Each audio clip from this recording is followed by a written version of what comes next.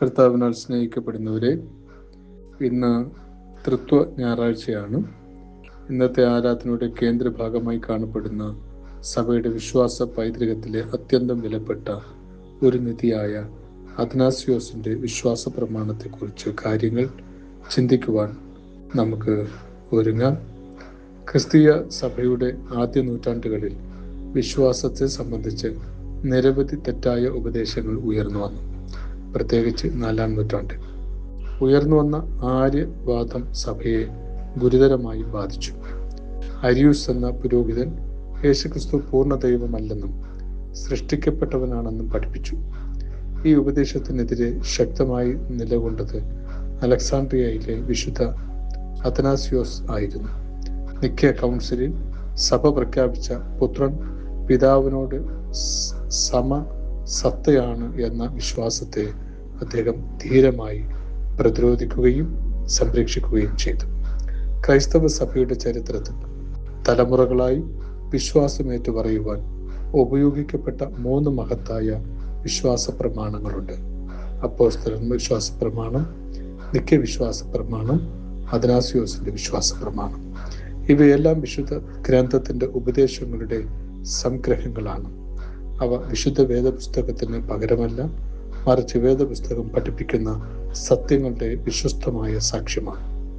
അഥനാസ്യോസ് വിശ്വാസ പ്രമാണം പ്രത്യേകിച്ച് 2 പ്രധാന വിഷയങ്ങളെക്കുറിച്ച് വ്യക്തത നൽകുന്നു.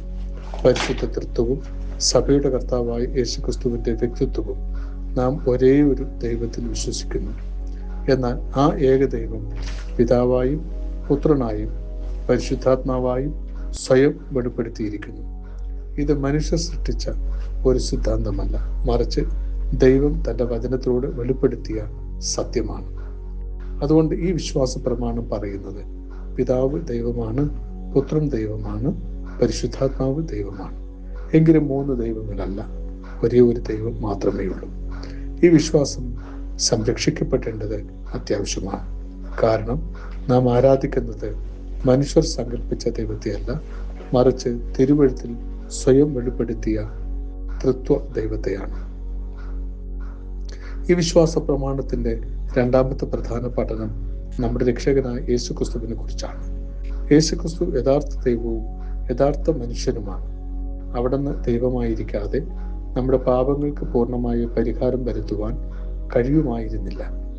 അവിടുന്ന് മനുഷ്യനായിരിക്കാതെ നമ്മുടെ സ്ഥാനത്ത് നിയമം പൂർണ്ണമായി അനുസരിക്കുവാനും കുരിശിൽ നമ്മുടെ പാപഭാരം വഹിക്കുവാനും കഴിയുമായിരുന്നില്ല.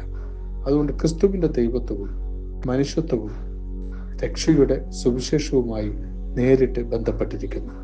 പ്രിയ സഹോദരങ്ങളെ, ലൂഥറൻ സഭ എല്ലായ്പ്പോഴും പഠിപ്പിച്ചിട്ടുള്ളത് മനുഷ്യൻ തൻ്റെ പ്രവൃത്തികളാൽ അല്ല, മറിച്ച് ദൈവത്തിന്റെ കൃപയാൽ ക്രിസ്തുവിലുള്ള വിശ്വാസത്താൽ രക്ഷിക്കപ്പെടുന്നു എന്ന സത്യമാണ്. ഈ രക്ഷയുടെ കേന്ദ്രത്തിൽ നിൽക്കുന്നത് യഥാർത്ഥ ദൈവവും യഥാർത്ഥ മനുഷ്യനുമായ യേശുക്രിസ്തുവാണ്. അഥനാസ്യോസ് വിശ്വാസ പ്രമാണം നമ്മെ ക്രിസ്തുവിലേക്കാണ് നയിക്കുന്നത്. അത് നമ്മുടെ സ്വന്തം ജ്ഞാനത്തിലേക്കോ യോഗ്യതകളിലേക്കോ നോക്കുവാൻ വിളിക്കുന്നില്ല, മറിച്ച് ക്രൂശിക്കപ്പെട്ടും ഉയർത്തെഴുന്നേറ്റും ജീവിക്കുന്ന കർത്താവായ യേശുക്രിസ്തുവിലേക്കാണ് നമ്മുടെ ദൃഷ്ടി തിരിക്കണം എന്ന് നമ്മളെ പഠിപ്പിക്കുന്നതും അങ്ങനെയാണ്. ഇന്ന് സഭ നേരിടുന്ന വലിയ വെല്ലുവിളികളിലൊന്ന് സത്യത്തെക്കുറിച്ചുള്ള ആശയക്കുഴപ്പമാണ്. അത്തരം സാഹചര്യങ്ങളിൽ ദൈവവചനത്തിൽ ഉറച്ചു നിൽക്കുകയും സഭയുടെ വിശ്വാസ പാരമ്പര്യത്തെ വിലമതിക്കുകയും ചെയ്യേണ്ടത് അനിവാര്യമാണ്. അതുകൊണ്ട് അഥനാസ്യോസ് വിശ്വാസ പ്രമാണം ഒരു പുരാതന രേഖ മാത്രമല്ല, ഇന്നും സഭയെ ശരിയായ ഉപദേശത്തിൽ നിലനിർത്തുന്ന ഒരു വിശ്വാസ സാക്ഷ്യമാണ്. നാം തൃത്വ ദൈവത്തെ ആരാധിക്കുകയും കർത്താവായ യേശുക്രിസ്തുവിൽ വിശ്വസിക്കുകയും പരിശുദ്ധാത്മാവിന്റെ ശക്തിയിൽ ജീവിക്കുകയും ചെയ്യപ്പെടണം. കർത്താവിന്റെ കൃപയും ദൈവപിതാവിന്റെ സ്നേഹവും പരിശുദ്ധാത്മാവിന്റെ കൂട്ടായ്മയും നിങ്ങൾ എല്ലാവരോടും ഇരിക്കുമാറാകട്ടെ. ആമേൻ.